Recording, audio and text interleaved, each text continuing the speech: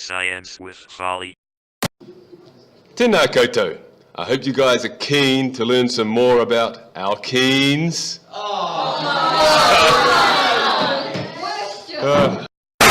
So there are several different alkene reactions we're going to look at in this video. The first type of reaction we're going to look at is simple addition reactions. And in this case, we've got ethene, which reacts with hydrogen, and it forms this product here. What's it called? Ethane. As you can see, the double bond is broken between the two carbons, and those two hydrogens are taken up into the molecule, and that is how we form ethane. The next type of reactions we're going to look at are called halogenation reactions. They are also addition reactions. In this example, we've got ethene. It reacts with chlorine, and we form this molecule here.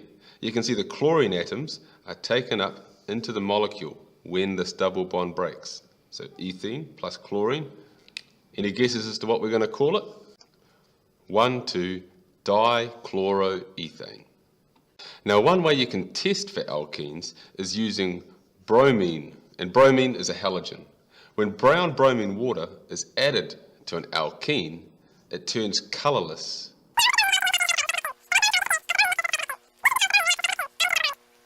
And this is because those double bonds are broken and the bromine is absorbed into the molecule. But when brown bromine water is added to an alkane, the brown colour is kept.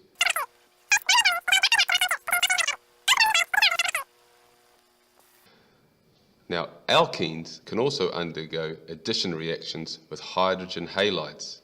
In this example, we've got ethene plus hydrogen chloride, and it forms this molecule. The double bonds are broken, an H and a Cl are added. What's the name of it? You got it, chloroethane. Now, when we get a hydrogen halide addition reaction with an asymmetrical alkene, such as propene here, we get two possible products, and we have to use this rule called Markovnikovs Rule. What happens is that more often than not, the carbon, which has two hydrogens at the start, will pick up the hydrogen from the hydrogen halide. And this we call the major product. And obviously, most of the time, this will be the minor product, because sometimes this one will pick up the bromine. We use this little rule to help us remember it. The rich get richer.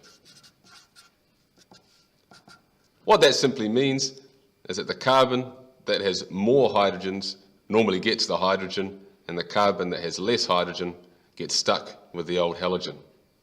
And lastly, I want to look at elimination reactions. These are the opposite of addition reactions, obviously.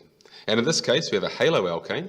It reacts with potassium hydroxide, and you form an alkene plus water plus this compound here, potassium whatever. It's going to be a halogen atom. So for example, here we have C2H5Cl. What's that going to be called?